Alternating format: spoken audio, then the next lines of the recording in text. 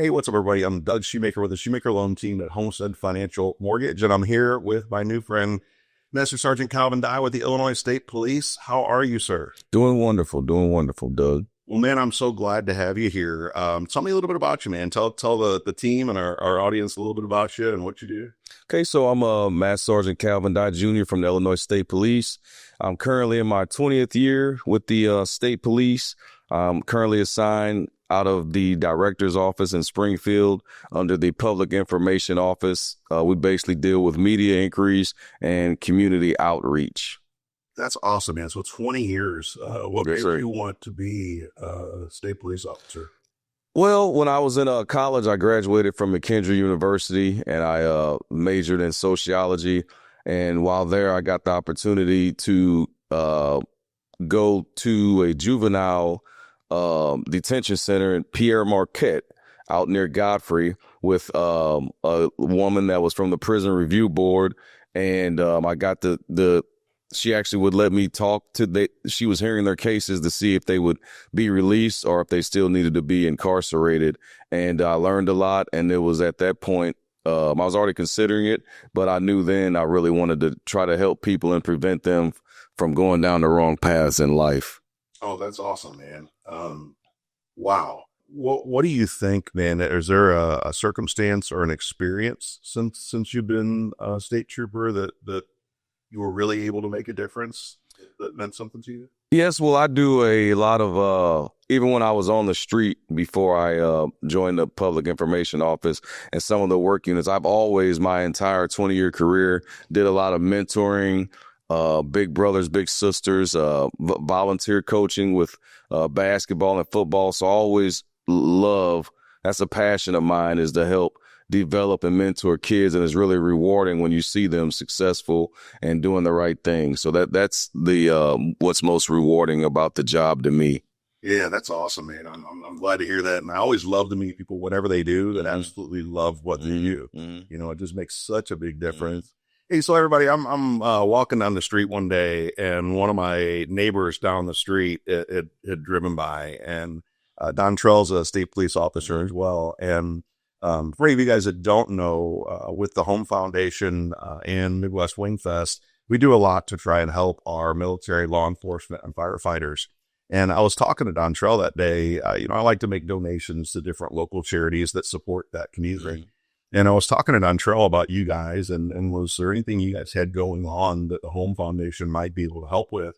And that's when he had kind of mentioned your youth program. Could you tell me a little bit about that? That's a lot to tell with the youth program.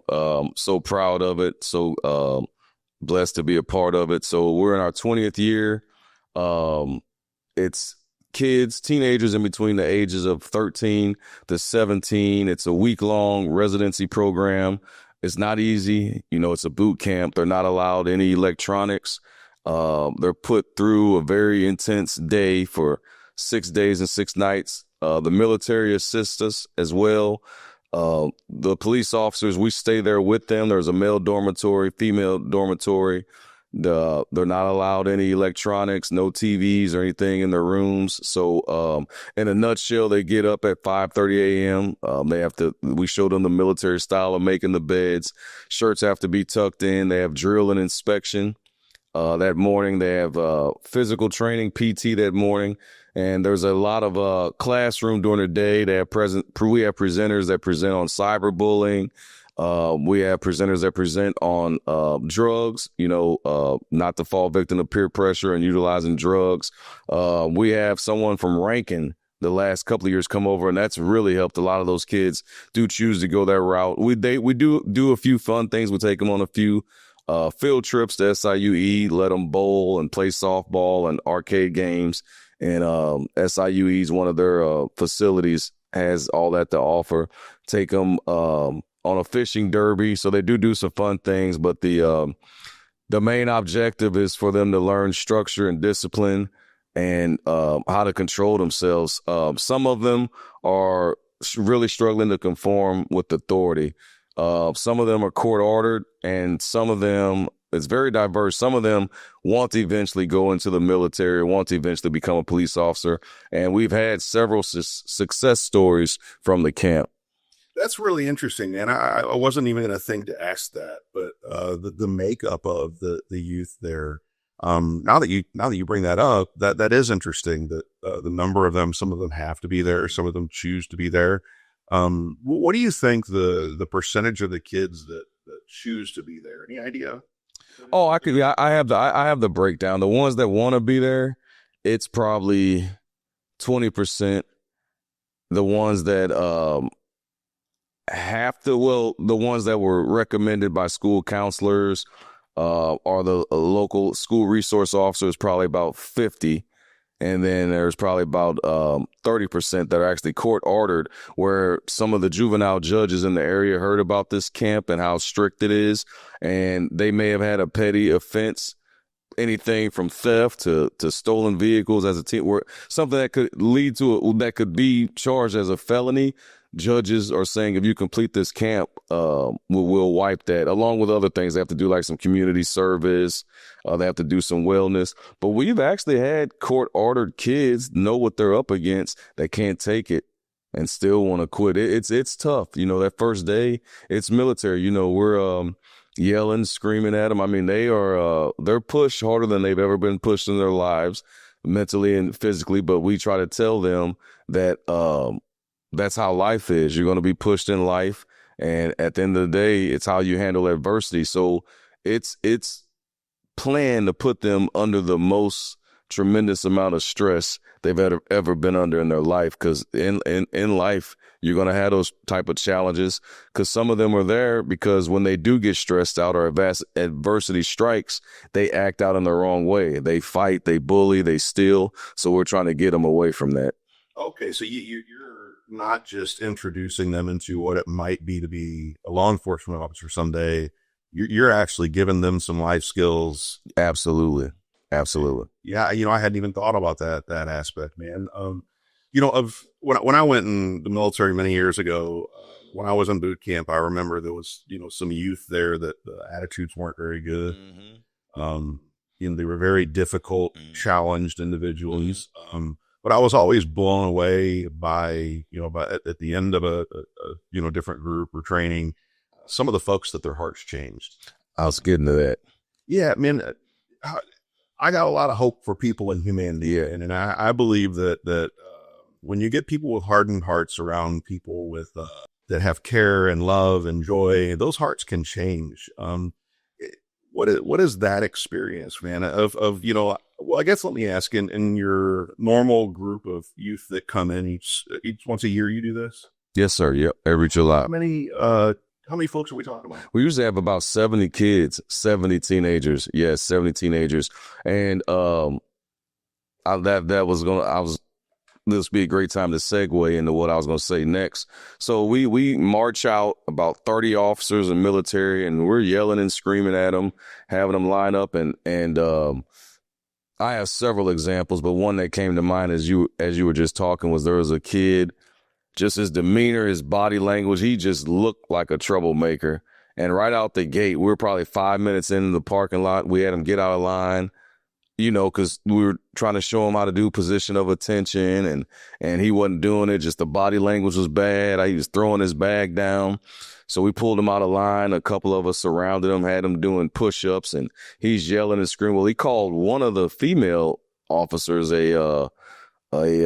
use explicit language. And I'm just thinking in my head, like, he's not going to make it to the end of this day. Well, we stayed on him. Obviously, that's Sunday, which is check-in, was he was probably drawing more attention than any other kid that was there. Still some more attention Monday. Long story short, by Wednesday, you forgot he was there. Just the transfer. I don't know what happened, and we see this a lot, just like you said, in the military, like some of them, something clicked, and one of the officers, I don't know if it was me or someone else, they were lined up for breakfast, and they said, where have you been, to him? And we had him fall out of line, and everyone kind of looked like, where is he? We didn't even realize he was still there. He'd been so quiet, so I don't know if something just clicked or registered. So that's really a good feeling when you see that transformation. That check-in day is that Sunday. Usually by Wednesday, in all of them, you see a transformation.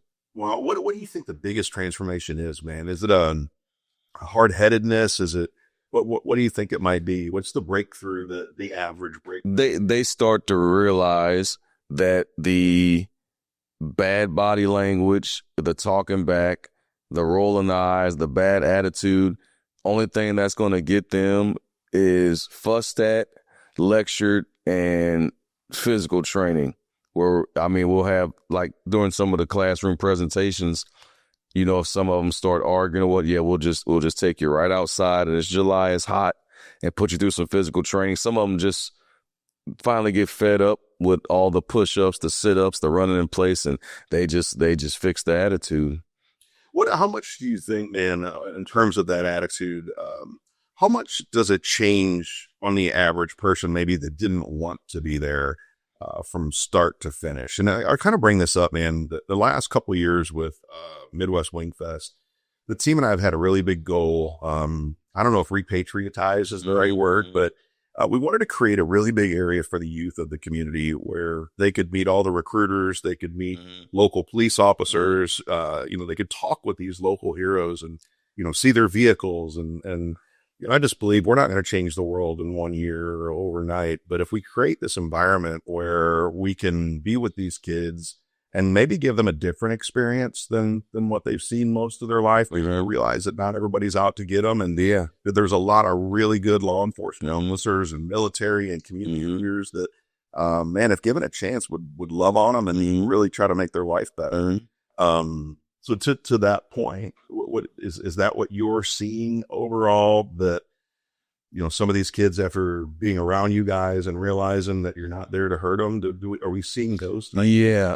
Yes, sir. They graduate that Saturday morning. That Friday night, we show them we have movie night, and we have popcorn in the auditorium for them. We put it on a big projector, and we let our guards down a lot that night. I mean, it's about over, and that's when they'll I done had kids tell me, Sergeant Di, I love you, or I wish you were my dad. And they know that we're not, because we stay there with them. And I have 2 small kids myself, so I'm away from them for a week. And I tell them that once we set the tone that Sunday, after a few hours, I tell them, like, I'm not here. None of us are here just yelling at you because we want to be yelling at you, or fussing at you because we want to be fussing at you. We're here because we care. And I actually, on the screen, put up a picture of my 2 smaller kids. I says, anybody know who these people are? They say no. And the looks on their faces, when I tell them these are my 2 kids. And when I left to come to be with you for a week this morning, they cried. And right there, they know that I'm not just fussing and on them and lecturing just to be doing it just for fun. I'm doing it because I want to change some of their attitudes, change some of their characters, and want to see them be successful. And me living in this area, and I'm not exaggerating, at least since I've been, this is my 20th year doing it, at least 19th year, I'm sorry. We started in 2006. At least once a week, a kid will holler out. The last time it happened, I was walking through the mall, through the food court. I had parked on that lot by the food court, and 5 kids, Trooper died, Trooper, and I didn't know who they were. We did the camp in 2014. Yeah, I mean, going through a drive-through or wherever I'm at, they'll always remember me, and they always holler out my name and tell me what they're doing, and so that's really cool, man, to go from circumstances that maybe sometimes are somewhat contentious. They're maybe not really pretty to start out. And that transformation going from that to, man, I wish my dad was more like you. Yeah. Right. Yep. Wow. And some of these kids really come from some tragic circumstances. You hear their stories. Some are foster care or whatever, or a grandparent, and some of their stories will physically bring tears to your eyes, where you just want to hug them. You almost feel bad for sending them back home, after they graduate. Man, that's gotta, on one hand, be a really good experience for you, to see some of those transformations. I met Chris Williams with the Eagles Nest in St. Louis. If you're familiar with Chris, but I'm not. it's a center for homeless veterans. And, he and I were talking quite extensively. We've had him on the podcast, and I just love what they do for our community and our soldiers. But when I asked Chris, like, hey, man, the guys that are at the center, like, what do they really need? And it blew my mind because he was like, man, like, Some of the smallest stuff. something as simple as, you know what, man, if somebody just came out and sat with them and just talked with them in a little while, because these are real people just in us, man. And, they might have gone through something terrible that we don't understand or whatever, but these are real men that fought for our country that sometimes they just want somebody to sit, listen to them, just talk with. And, I bet it's the same for troubled youth, man, because so many of us, looking outside in, we see a kid doing bad and we just say that's a bad kid And judge them. instead of taking a deep breath and realizing that, hey, man, you don't know how they grew up and they maybe did or didn't have a mom or dad, or you don't know any of these things. And so I wonder sometimes just being able to get around you guys and see that, yes, you're tough, but that toughness comes from love. I love what you did showing them the pictures of your kids, man, and giving them, I always say for every what, there's a why. And if all we do is tell people what, they'll never understand why, and we'll never understand each other. But for you to show your kids and say, hey, you know what, when I had to leave these babies that I love so much, they were really, really sad.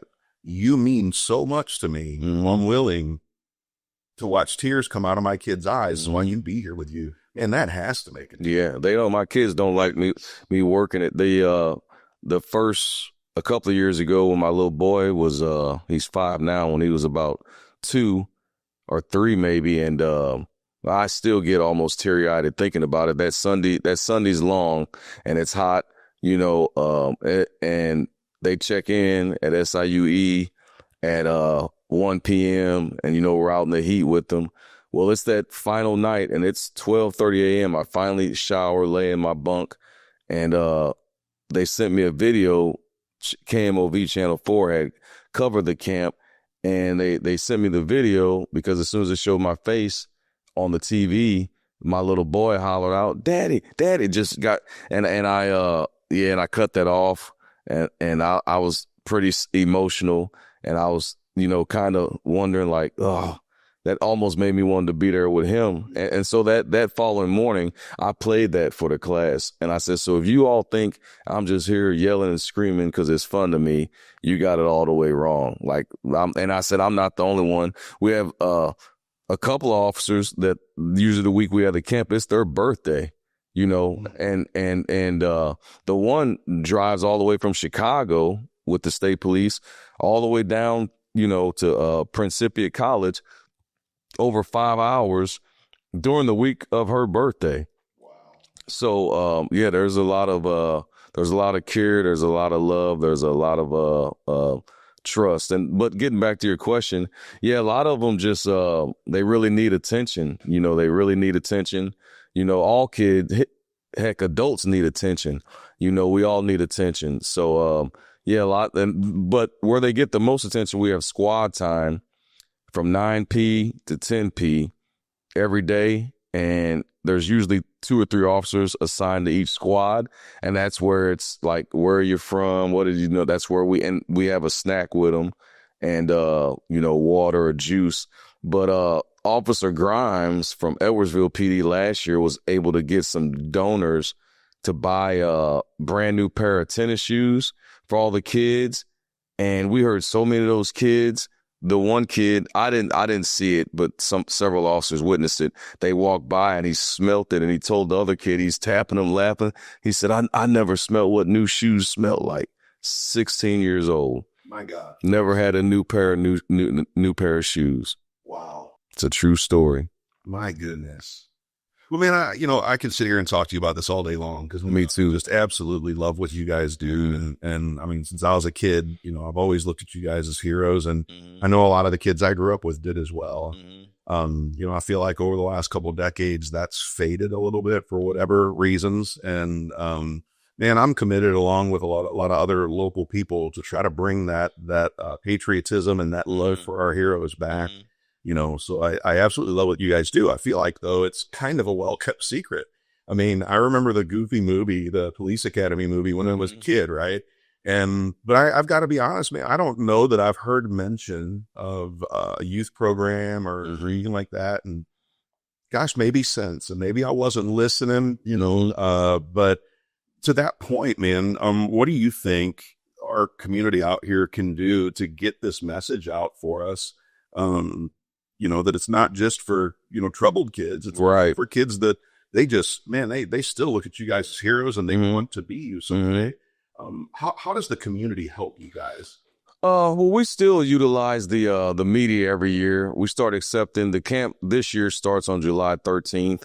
That's check-in day. They'll run that Sunday, then they'll graduate that Saturday.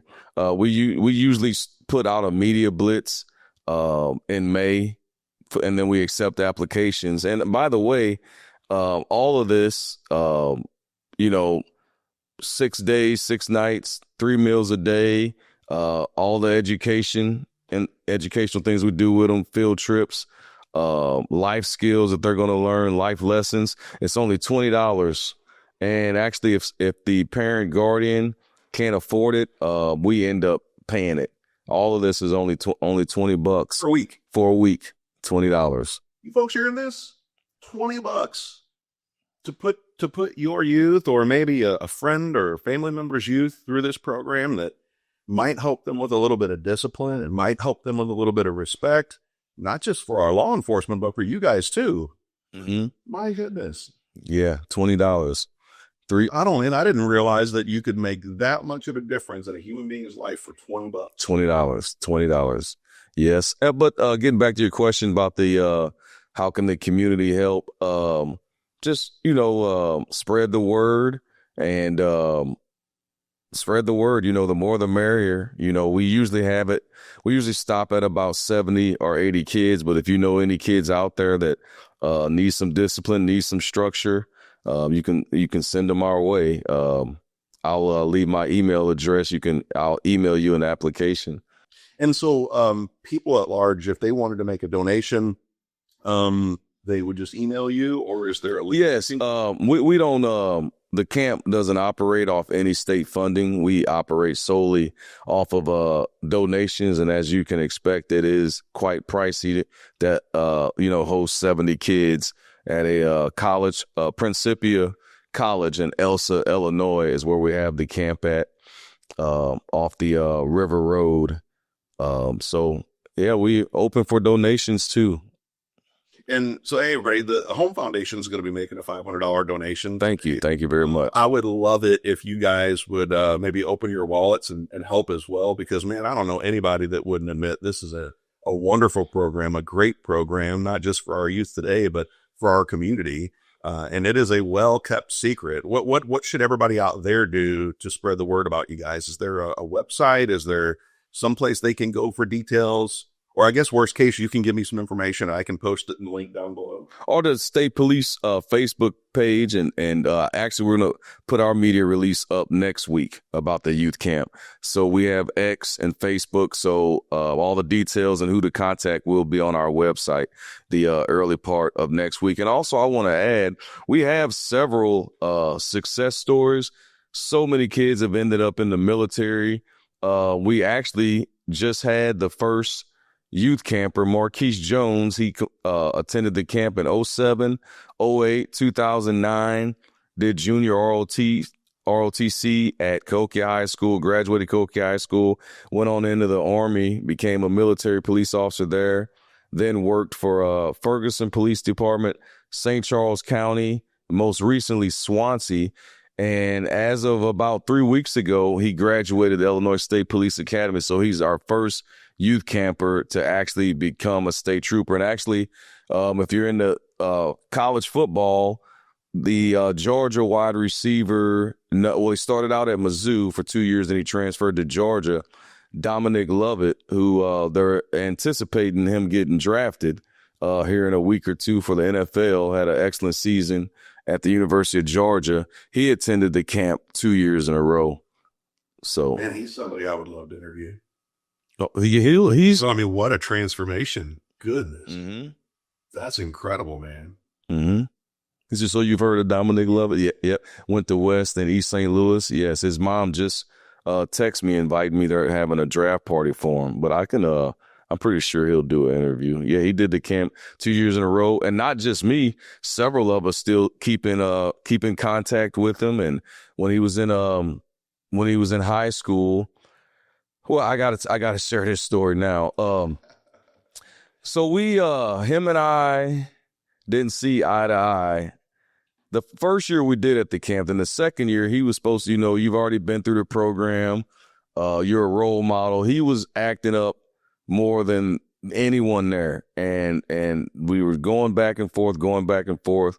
So about 2 years later, I'm doing a driver's ed presentation at a high school, and I feel a tap right here, and I turn around, and it's Dominic Lovett. And then my first thought was, this kid can't stand me from the camp. This is verbatim what I'm thinking. And he gives me a big smile. And I said, okay, he's not mad. So we're walking through the halls. He's a high school freshman.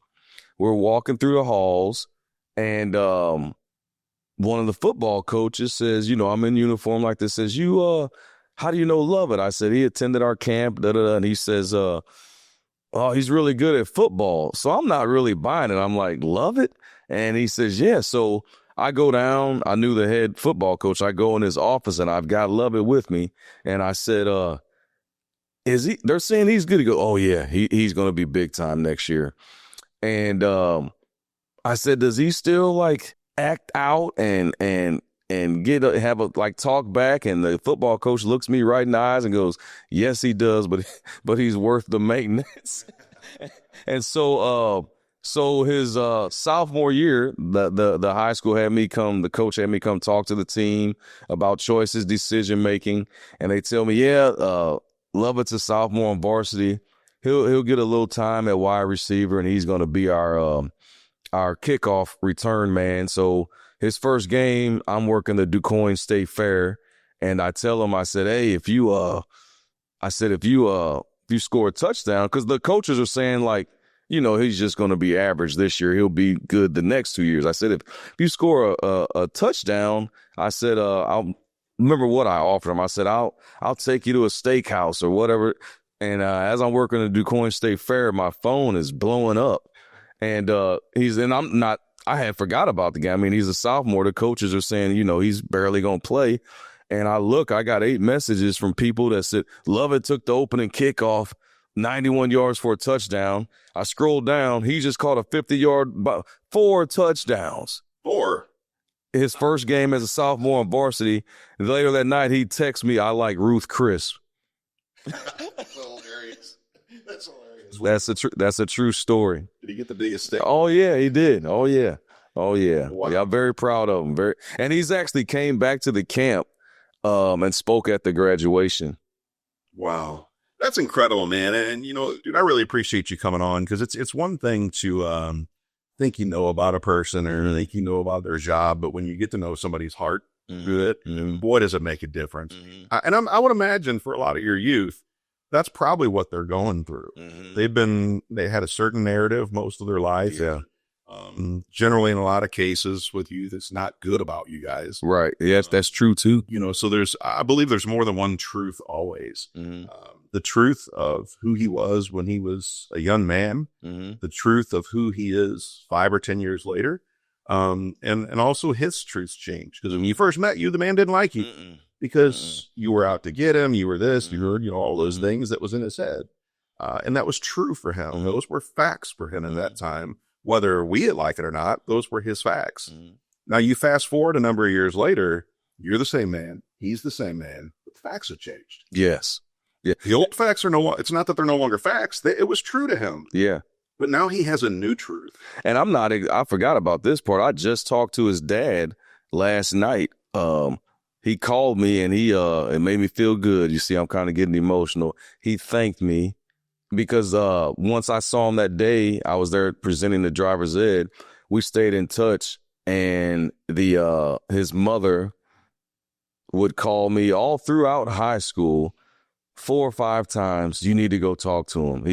And I would go up to the school and, they'd let me in and they'd let me pull him out of class and he'd walk out with his head. I'm like, what's going on? And no, his dad called me yesterday and said, I haven't forgot how much you did for him and you stuck with my son. And when we hung up, his father told me he loved me. This was just last night. Wow, man. Mm-hmm. That's progress, right? Wow. And I'm not by any means bragging. I'm just letting people know that's why all the officers that work these camps do it. I'm not the only one that has a Dominic Lovett story that works the youth camp, because we also have a camp in the state police puts on in Carbondale, Illinois, Springfield, and up north in Chicago. And every one of the officers that work those camps have success stories like these. Wow. Well, everybody, I'll tell you, whether you go out to the state police website or if you just want to reach out to me, the Home Foundation, or through the Shoemaker Loan Team, if you're interested in helping these guys with some support, I mean, we're not talking you have to give $1,000. I mean, if $20 is what it costs to put a youth through this program, guys, $20 helps, $5 helps, $10 helps. We don't care if you can only afford $1, man. Get a hold of me. I'll give you a place where you can Venmo or send a check or whatever. But if this is in your heart, please reach out. Now, does your team, do you need any volunteers, or is it just financial help that you guys need? It would depend on what their expertise is. If it's something that we think the kids can benefit from, like if there's someone that teaches at a trade school, or just something where we think the kids can benefit, to come talk to them, absolutely. Because our schedule is very, very packed. From 5:30, they go from 5:30 a.m. to 10 p.m. and it's hard to squeeze stuff in. But we always have extra time after they eat lunch. Where we'll squeeze somebody into. This year, I think an attorney from the DEA, or I don't want to misspeak, one of those federal agencies is coming to talk to him over during lunch. And then we have a retired judge, Annette Eckert, that's over the teen court here in St. Clair County, who served as a juvenile judge for years. She comes and talks to him at lunch. We've had Senator Christopher Belt has came and spoken with them before. So I try to get as many resources as I possibly can. Brian Cox, a retired NFL football player, came and spoke with him. I mean, coming from poverty and having plenty of siblings. The legendary Jackie Joyner-Kersee spoke at one of their graduations, and that's probably the most inspirational speech I've ever heard in my life. I gotta say it. She started out with, I'm from East St. Louis, Illinois, and where I was from in the 80s, it was the murder capital of the United States. And she said, by the numbers, I'm supposed to have multiple kids. I'm supposed to be a high school dropout. I'm supposed to be 50% illiterate. And she said, but I'm none of those things. Oh, and that was her opening statement. And she told why she's not any of those things. And she didn't listen to what people said when they told her she could never make it out. She said, it all starts with you. Yeah. I had somebody tell me once that the story you tell yourself the most is the one you believe the most. Yes. The one you believe the most is the one you become. Yes. And so I think sometimes with the youth especially, they've got a story in their head, and their whole life they've been told either you can or you can't, you will or you won't. And they've had all this ingrained in their head. They've been told no over 5,000 times by the time they're 2 years old. Don't do that. You're going to hurt yourself. And, it all of a sudden starts being their narrative. And sometimes you just got to tell a little different story. Yeah. Or sometimes you got to get around people who have a little bit of a different story so they can then become yours. And you hear some of these kids' stories. I hate to keep marching to the same beat, but, just getting abused at home. Every day when they come home from school, or the no food, and then they have to go to school and they don't have any clothes, or they don't have good hygiene, and I mean, you talk about victims of circumstances. Who wouldn't be mad, at the world, if that's if that's your life every day. You come home and like you're getting verbally abused, you're getting physically abused, you're getting told you're dumb, you're stupid. No one's showing you love. Yeah, it's just so it's really unfortunate when some of them have to go back to that environment. Obviously, us being police officers, there have been times where the kids have told us the stories, and then yes, we have to like call somebody from our investigations unit or DCFS or whatever resources to investigate. But some of these kids are just really dealt from the start some very bad cards. Yeah, that's so true, man. I hate to hear that so bad every time I do, but I think out of most tragedies, there's at least opportunity for something really amazing. And I think that when you have that child that thought that, things weren't going to improve, they thought that everybody was against them. But then they really do something special. Jesse Joyner Kersey, every week. Right. The reality is I think people are capable of a whole lot more than they could ever dream of. And I think also, no matter what you've done, every waking moment is another chance to turn it all around. Right. Because you've stolen something doesn't make you a thief forever. Right. You're a thief now. Right. You don't have to continue that behavior. Right. Exactly. I agree. Yeah, there are some. Yeah, that's what we try to emphasize to the kids is your situation. Use it as motivation to become something and prove all your critics wrong. I mean, I'm not in their shoes. I know it's not easier said than done. But, like you just said, some people use that to get out and to become successful. So we stress that to them, like, don't use your situation as an excuse. Yeah, I mean, no matter where you are, somebody somewhere else went through where. No, exactly. You're right. Had a hard time believing that for a long time. But when you start searching, looking at the world and not just following what the headlines say, and there are a lot of kids going, they don't have shoes. They don't have underwear. There are so many people. Or they have a handicap. Yeah, such terrible stuff. And they still don't give up. They still quit, Man, it's been really awesome getting to know you. Like I said, it's one thing to see the uniform. Behind every one of those uniforms is a real human being.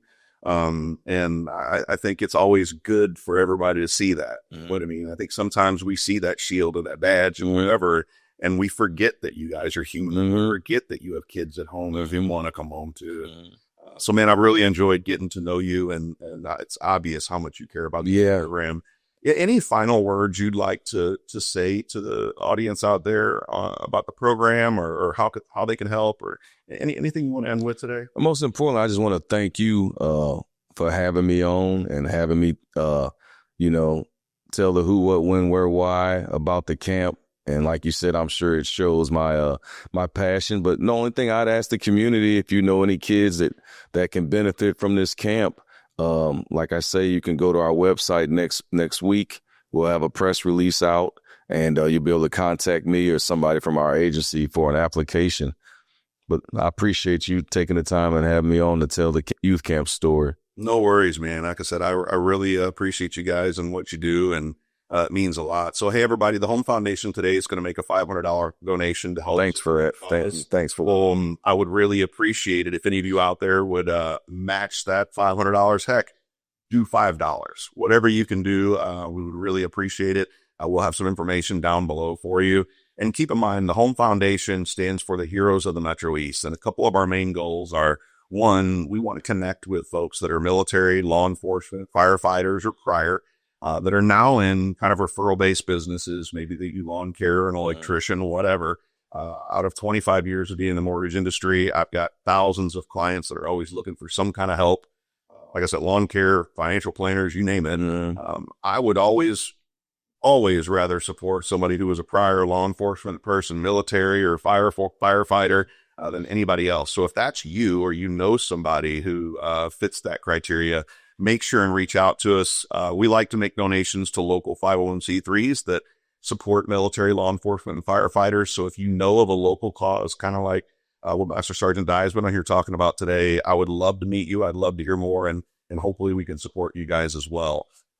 You have a wonderful weekend, and I look forward to talking to all of you soon.